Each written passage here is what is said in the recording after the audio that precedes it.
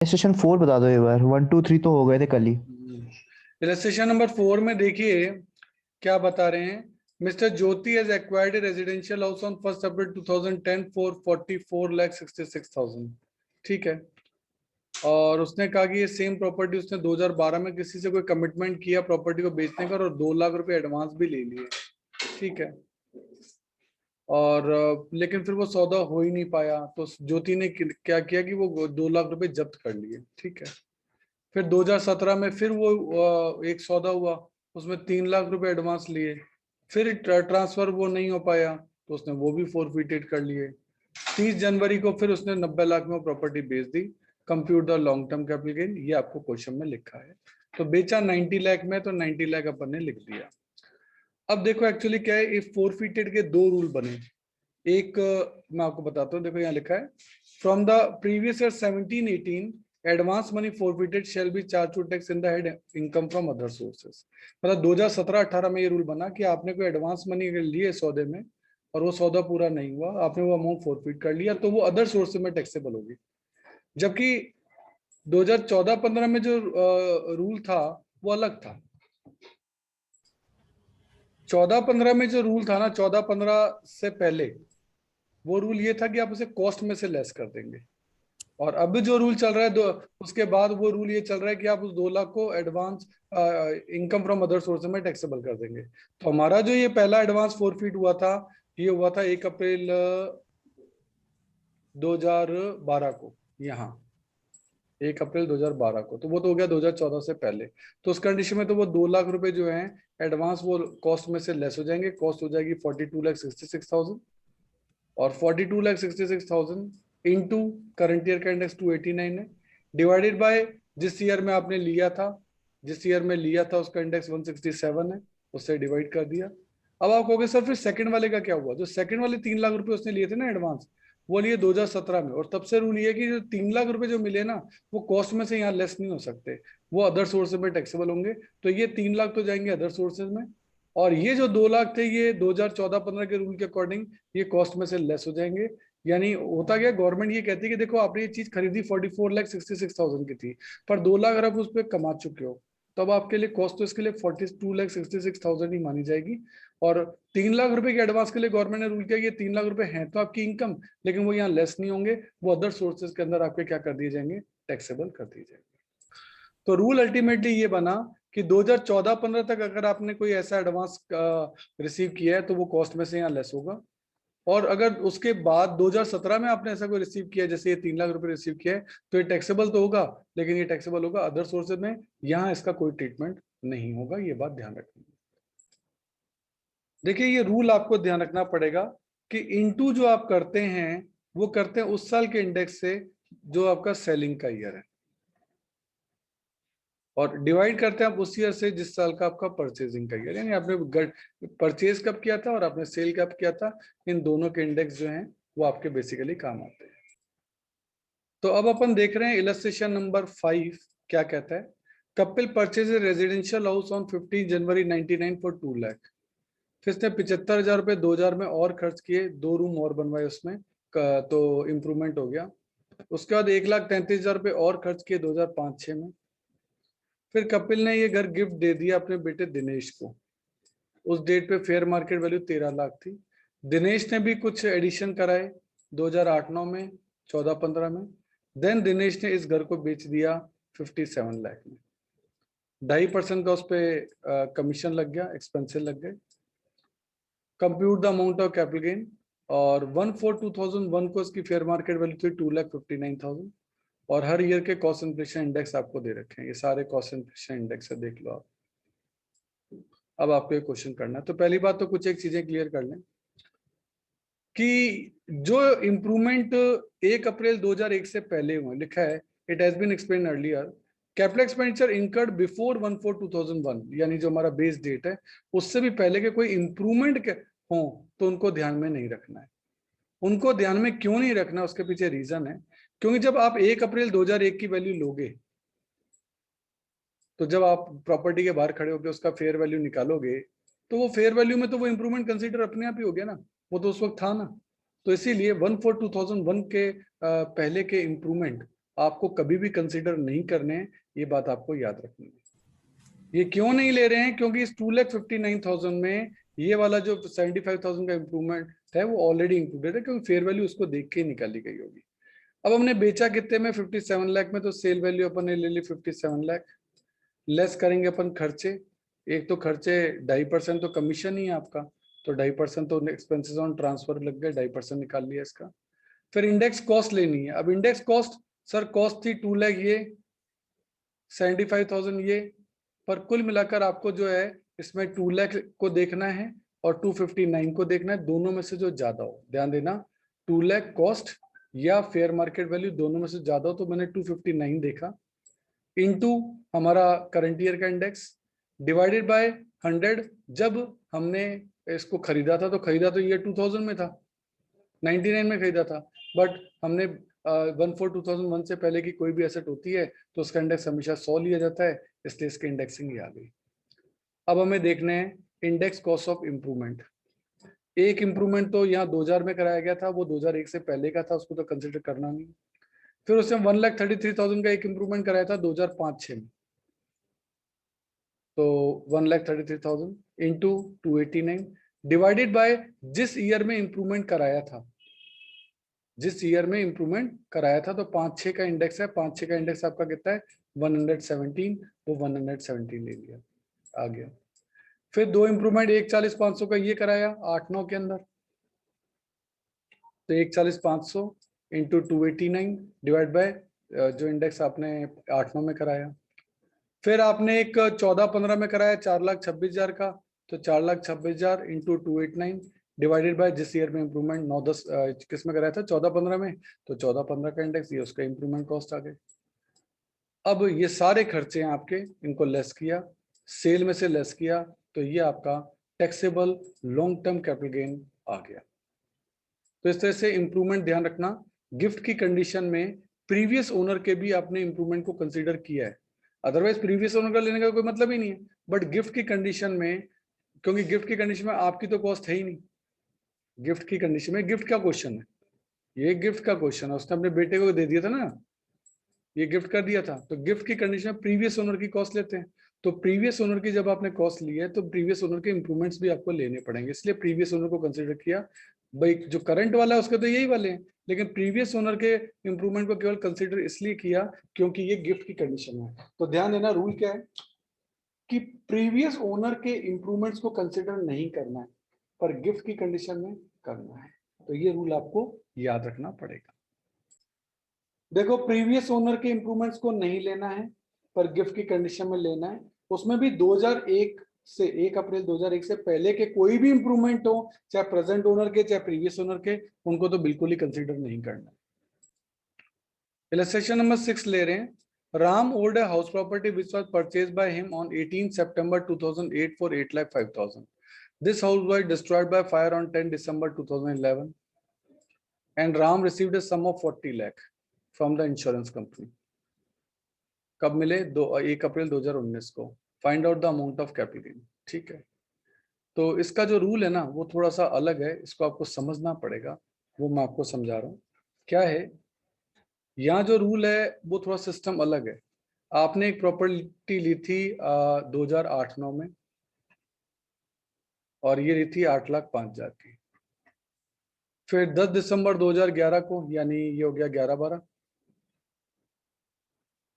इस दिन ये डिस्ट्रॉयड बाय फायर हो गई और 40 लाख रुपए का क्लेम आपको मिला। तो यानी एसेट तो जो है वो आग तो यहीं लग गई थी, एसेट जो है डिस्ट्रॉय तो यहीं हो गई थी।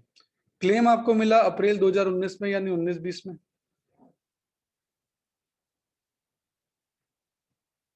क्लेम रिसीव्ड हुआ, तो देखो यहाँ एसेट आपने परचेज की थी, यह एसेट आपकी ट्रांसफर हुई, और यहाँ आपको क्लेम रिसीव हुआ। तो अब यहाँ क्या है कि आपने यहाँ परचेज की, यहाँ एसेट ट्रांसफर हो गई थी, आपके पास से तो गई एसेट, तो आप कैपिटल गेन कैलकुलेट कर लो, लेकिन टैक्सेबल वो यहाँ नहीं होगा, क्योंकि ट्रांसफर तो यहाँ हुआ है, तो कैपिटल गेन तो यही होगा, पर टैक्सेबल वो तब होगा जब आपको क्लेम रिसीव होता है, तो टैक्सेबल होगा यहाँ पर। मतलब यहाँ कैपिटल गेन की पर्ची बनाकर जेब में रख लो कि हाँ भाई ये कैपिटल गेन हमने कैलकुलेट तो कर लिया, उसकी पर्ची बना के जेब में रख लो। ये टैक्सेबल तब होगा जब क्लेम आपको रिसीव होगा, और इसीलिए यहाँ ईयर भी यहीं के कंसीडर किए जाएंगे क्योंकि ट्रांसफर का ईयर तो ये वाला है। तो अब आप यहाँ देखेंगे कि आपको क्लेम जो मिला है वो मिला है 40 लाख, वो मिला है यहाँ,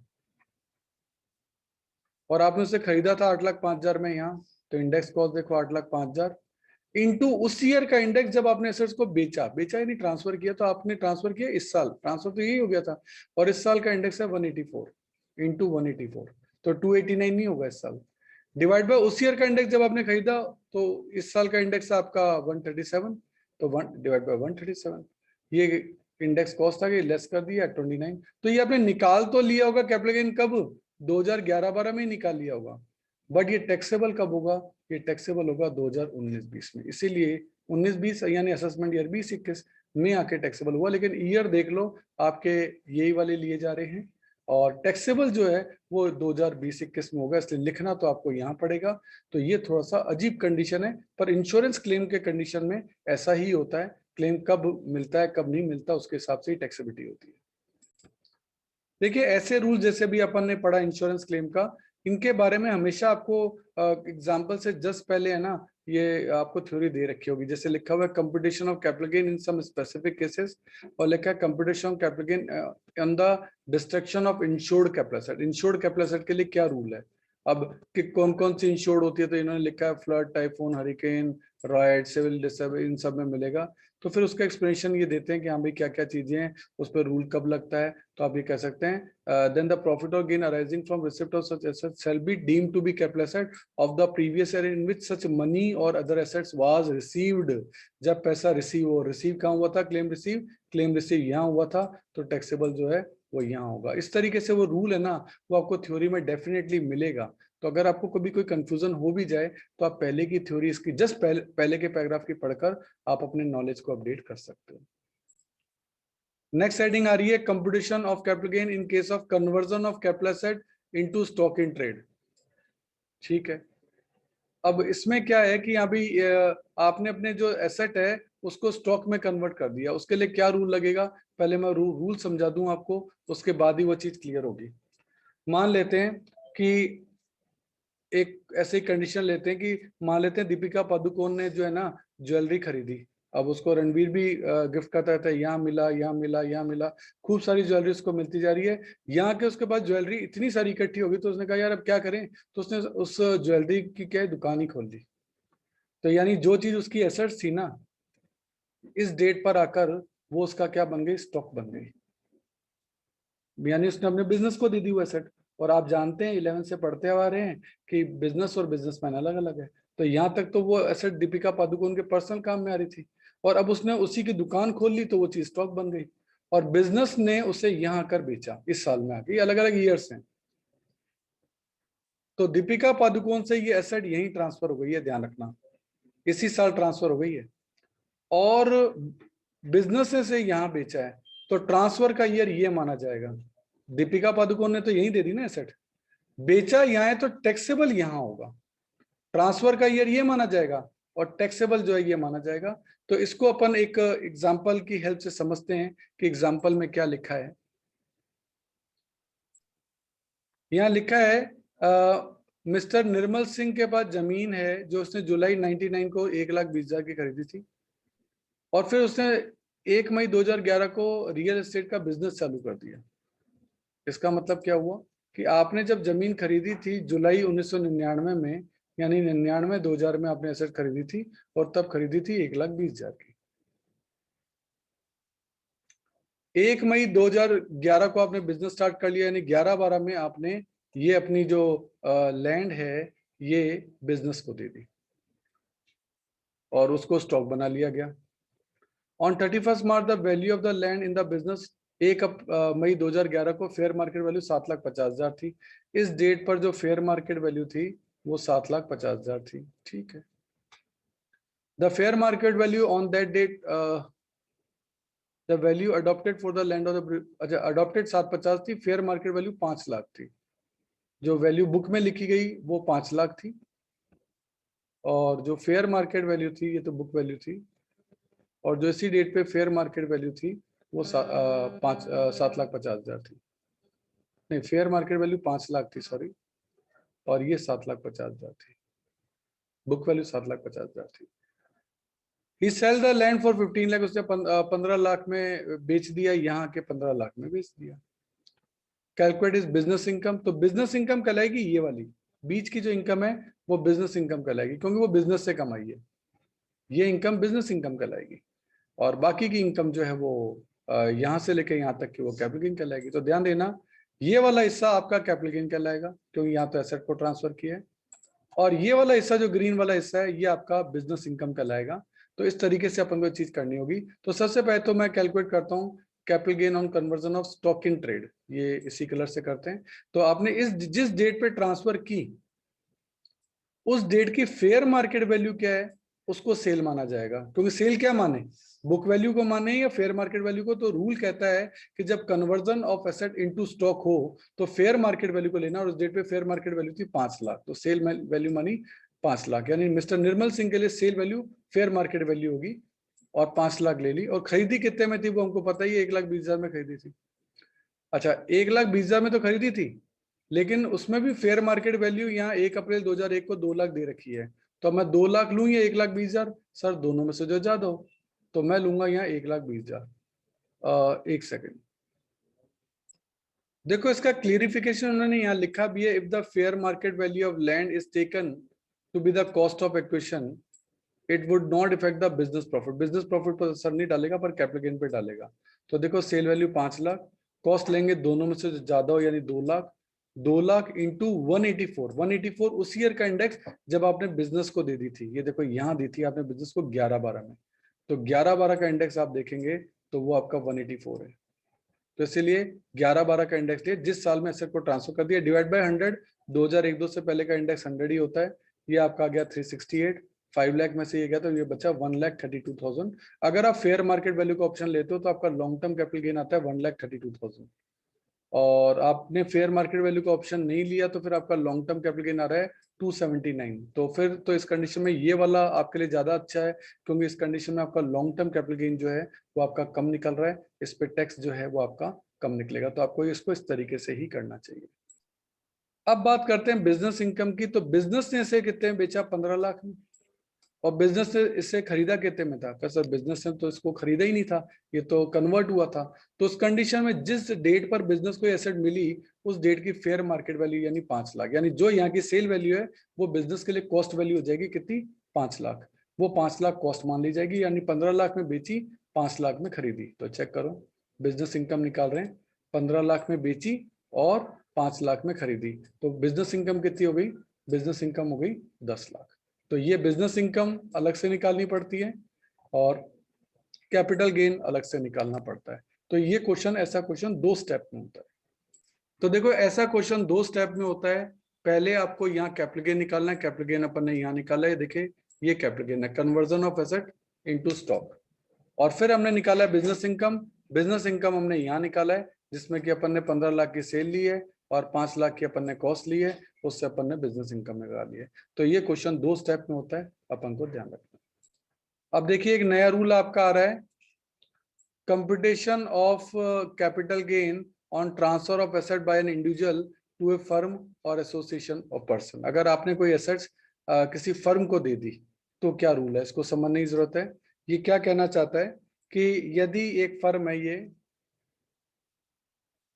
अगर आप इसमें एंटर कर रहे हो यानी एडमिशन हो रहा है, तो उस कंडीशन में सेल वैल्यू आप क्या लोगे, सेल वैल्यू क्या लोगे, तो एडमिशन के वक्त लेते हैं बुक वैल्यू। और अगर आप फर्म से एग्जिट हो रहे हैं, रिटायर हो रहे हैं, या डिसोल्यूशन हो रहा है या डेथ हो रहा है, उस कंडीशन में आप लेते हैं मार्केट वैल्यू। तो ये डायग्राम आपको क्या बताता है कि आपको सेल क्या लेनी है, क्योंकि सेल प्राइस गवर्नमेंट ने तय कर रखी है। अगर एडमिशन करोगे तो बुक वैल्यू, और अगर रिटायरमेंट, डेथ या डिसोल्यूशन होगा तो मार्केट वैल्यू। ये रूल पहले आपको याद रखना पड़ेगा, क्योंकि आपको तो दोनों तीनों वैल्यू दे रखी होंगी। आपको ये तय करना पड़ेगा कि आपको क्वेश्चन के हिसाब से तय करना। जैसे यहाँ लिखा है, Sandeep acquired a property by the way of gift from his uncle on 10 दिसंबर 2010। ठीक है, उसको गिफ्ट में मिली थी asset. His uncle acquired this, इसके अंकल ने ये प्रॉपर्टी 1/22 में ली थी। ठीक है, on 1 January Sandeep become a partner in the partnership firm. और उसने अपनी एसेट जो है वो प्रॉपर्टी बिजनेस के अंदर डाल दी। और हम जानते हैं कि जब एडमिशन होता है तो बुक वैल्यू लेते हैं। वैसे कह रखा है कि मार्केट वैल्यू जो है वो 8 लाख है, but it was recorded in the books, books में रिकॉर्ड की गई 620। तो हम कौन सी लेंगे, हमको लेनी है बुक वैल्यू, तो बुक वैल्यू यहाँ रहेगी 620।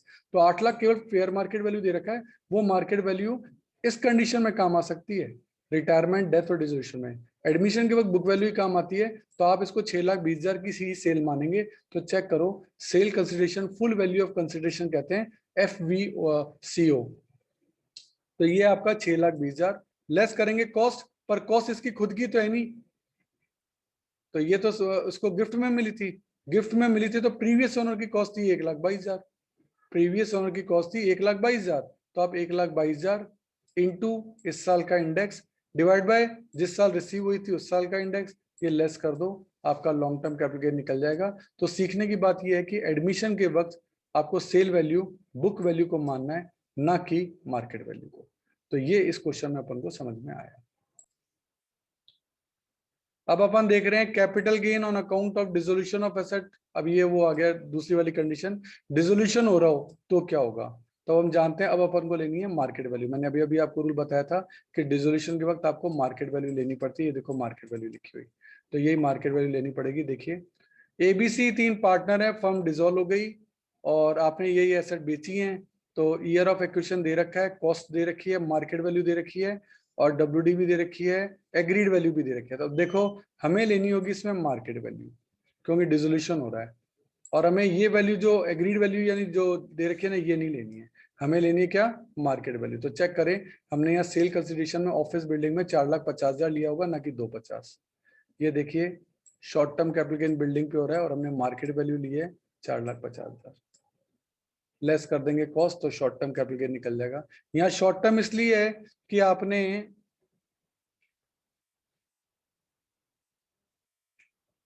ये आपकी है बिल्डिंग, तो बिल्डिंग आपने ली कब थी, उसका ईयर आपको पहले देखना पड़ेगा।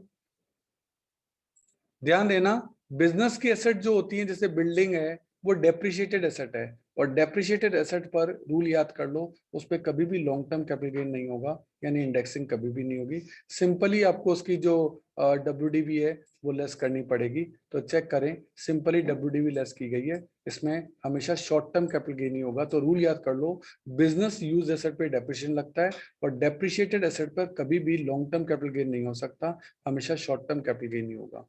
अब इसकी अदर एसेट शेयर है, तो शेयर जो कोई डेप्रिशिएटेड एसेट थोड़ा ना, इस पे कोई डेप्रिशिएशन थोड़ा लगता है, तो इस पे आपको 2012-13 में खरीदा था और उसके हिसाब से इंडेक्सिंग करके करना पड़ेगा। मार्केट वैल्यू आपकी 463 है और कॉस्ट 66,900 है, उसी हिसाब से किया होगा, 463 और 66,900 से किया है। लैंड पे भी डेप्रिशिएशन नहीं लगता, तो लैंड की सेल वैल्यू ली होगी मार्केट वैल्यू 695 और कॉस्ट ली होगी 15,000। तो देखिए सेल लिए 695 और कॉस्ट वैसे 60,000 लिए, तो इसका मतलब फेयर मार्केट वैल्यू दे रखी होगी, ये फेयर मार्केट वैल्यू दे दी, क्योंकि ये एसेट खरीदी थी आपने 96-97 में। तो 1/4/2001 की फेयर मार्केट वैल्यू से कंपेयर करेंगे 15 या 60, विच एवर इज मोर, तो फिर यहाँ 60 की एसेट को लिया गया है और देन उसको इंडेक्स करके लिखा गया है। इसका कैपिटल गेन आ गया, इसका कैपिटल गेन आ गया, ये लॉन्ग टर्म कैपिटल गेन का टोटल निकल गया।